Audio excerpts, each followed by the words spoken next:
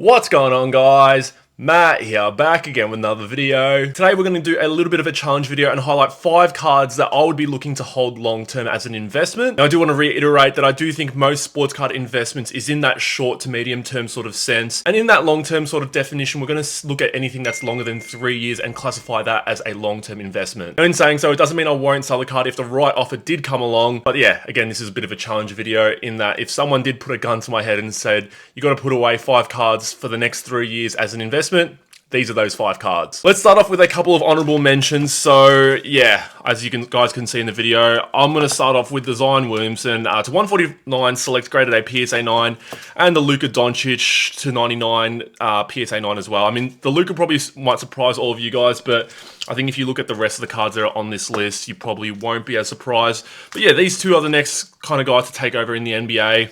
I know a lot of people are down on Zion with his injury history, but you know, in his first 2 seasons, he showed so much more than a lot of players that are being hyped right now showed. And like, he's just turning, I don't even know if he's 22 yet, but I know he's 21 at the very least. And what he's shown is just ridiculous. You know, barring the injury history, of course, that's going to be the main thing that stops him from being an all-time great. But yeah, his high school and his college highlights have just translated over into the NBA, which is crazy for how young he is. And his prices have come down a little bit now as well. But yeah, I'm still a believer in Zion, and even for him being out for the whole 3rd season and not. Yeah, obviously people are a bit down on him. His prices are still really high, so I don't think I can really buy into any of his prisms. But yeah, his optics and selects are more than nicer alternatives that I like, and even his autographs I think are a solid buy. Luka's, yeah, I guess the one obviously would be a bit of a surprise.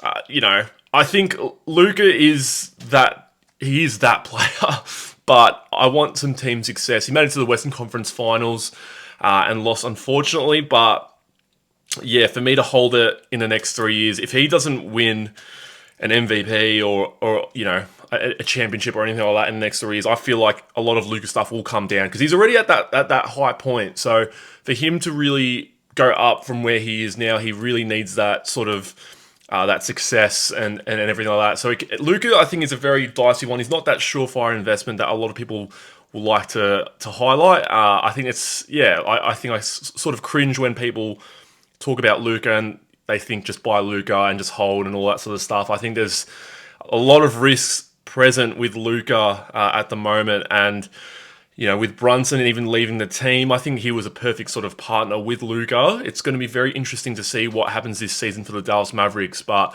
yeah, I just want to highlight those 2 as my honorable mentions before we start off. All right, so first up, these are in no particular order. The first card here is a LeBron James Gala patch. So this one's out of 25, I'm pretty sure. Yeah, it's at the bottom right on the front. I'm a massive fan. I don't know if it's the collector in me, but I'm a massive fan of getting game-worn jerseys of iconic players. I think it's the next best thing after an autograph of being close to a player, of course, other than actually being at a game. But when you're from Australia and it's that pricey to get over to America and also buy tickets and all that sort of stuff, I think this is the sort of stuff that people look to collect. So, I don't believe LeBron's the GOAT. I'm an MJ person myself, but I can't deny what he's done for the game. And again, I like having jersey cards of big players because it does, make you feel closer. I think the NBA does this a little bit better than the NFL because the NFL is a lot of player-worn stuff in comparison to the NBA. I feel like NBA cards, especially with jersey cards, do have more game-worn stuff. And yeah, with this one, like I said, the patch is an even bigger plus for this. So I really like this card here, and I think game-worn stuff, especially chunky patches of your big-name players like your LeBrons. I mean, Michael Jordan's already sky high, but LeBron and all that sort of stuff, I think that will hold up, in that 3-year range, like I was saying, as a definition of a long-term investment. So, yeah, I really like LeBron game-used jersey sort of stuff, and it's the next best thing after an auto for me.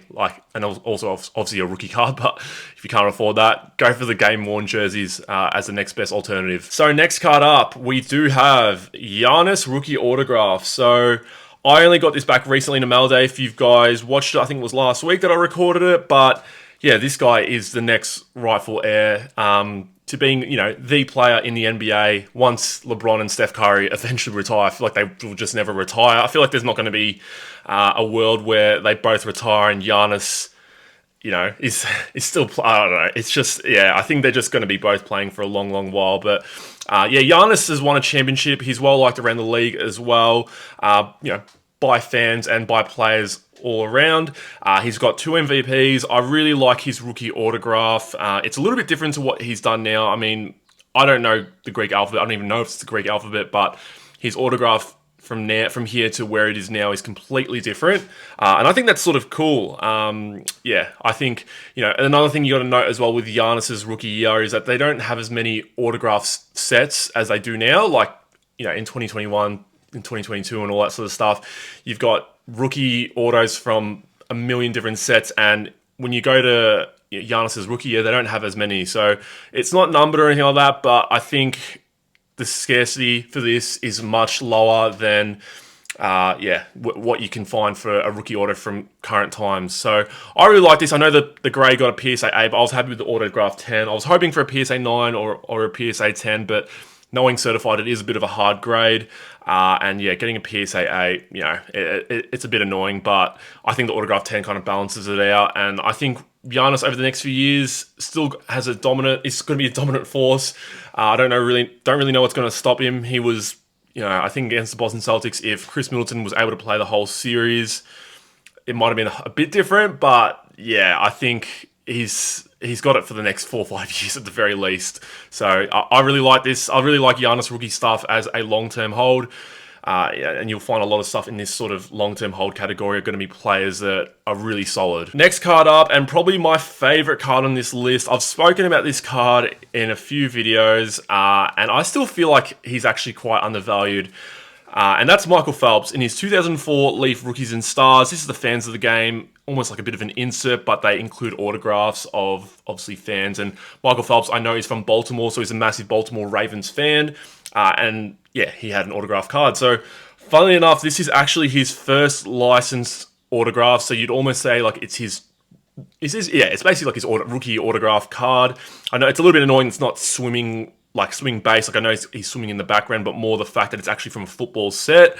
But like I said, I do feel like Michael Phelps is supremely undervalued in comparison to some of the other GOATs. You know, he's in that Mount Rushmore of athletes. You can probably put him up there with Tom Brady, Michael Jordan, and it's just ridiculous the amount of, yeah, I guess the lack of respect and lack of love that people have for Michael Phelps. But he could possibly be one of the greatest athletes of all time, and he is the greatest Olympian and swimmer of all time as well. I think he's won 23 gold medals at the Olympics, which is already a record. He won 8 gold medals at the Beijing Olympics, which is another record as well. And yeah, a lot of Michael Phelps stuff is hard to find. And I think when I was doing some research for this video, I was trying to see if there was any on eBay, because I know when I bought this card, there were actually a ton on eBay. But when I looked at it on eBay, there were only, I think there was only one on eBay, and it was damaged. And there's no graded ones on eBay. But I remember when I bought this, there was a fair few on eBay, and I was actually thinking the scarcity of it was actually a little bit high. But I've actually found out that there's actually around, I think, 250 to 300 printed. I did have someone tell me that a while back. But yeah, I think long term, this is probably one of the cards I would hold the longest out of the whole entire lot, I reckon. There's probably one more here that I'd probably hold a little bit longer, but I think out of all of them, this would probably be the one that I would hold, you know, long term, because I just think in terms of, you look at the rookie autographs of like a LeBron, even like your Tiger Woods and all that sort of stuff, Roger Federer, they're going sometimes for 5 to 6 figures. I feel like Michael Phelps, to get this one for 4 figures for what he's done for sport in general, I think it's criminally undervalued. So if you can find one that is in that $1,000 range and you're happy to hold it long term, this is one that I would be looking at, because I think, yeah, Michael Phelps stuff is just ridiculously undervalued. So yeah. So next card up, I actually don't have it, so you'll just see my hands here and a picture of the card.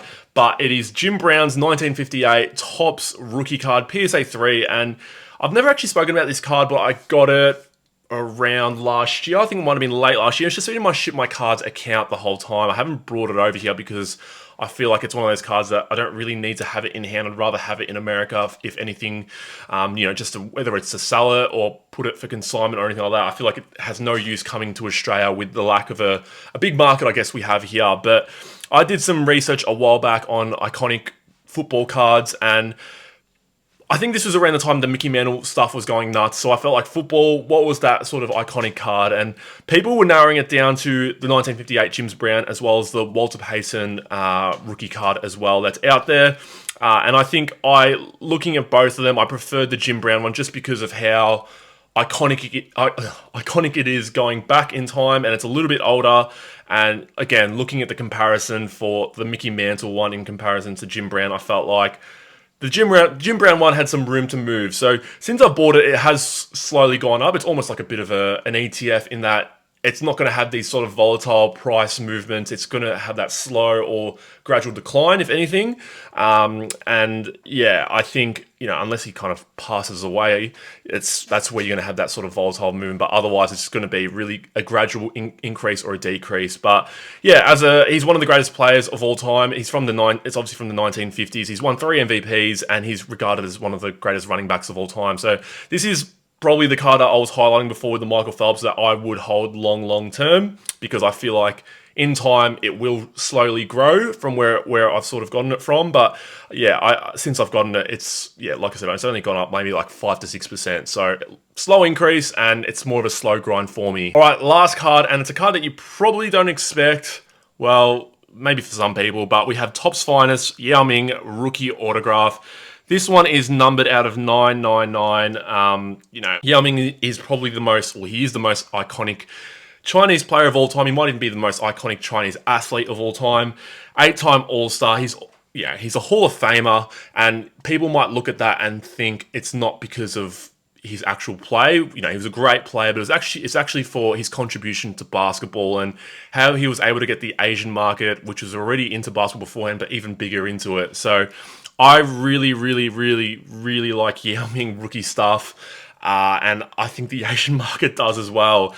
For what he's done, and a lot of Asian athletes that have played in the NBA, their cards are at sky-high prices, and again, that's just the consequence of the Asian market just collecting their own players. So he's not the only one. I think another great one's Jeremy Lin, who's Taiwanese, but his rookie cards throughout all this up and down movement has really held strong.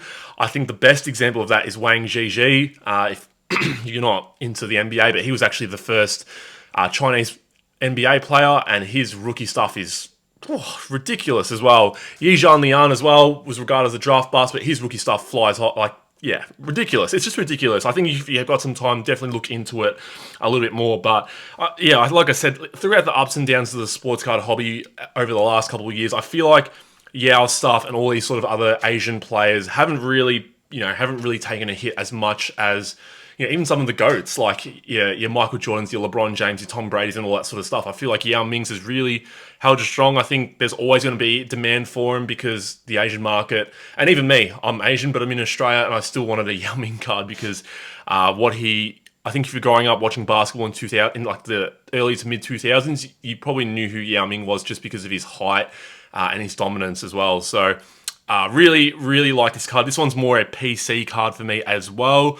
Really like Yao Ming, and I think Yao Ming long term will hold up quite well. So those were my 5 cards that I'm looking to hold long term. Let me know in the comments what you guys think and what cards you would be holding long term. If you enjoyed the content, make sure you hit the like and subscribe button down below. And I'll see you guys all in future videos. Take care.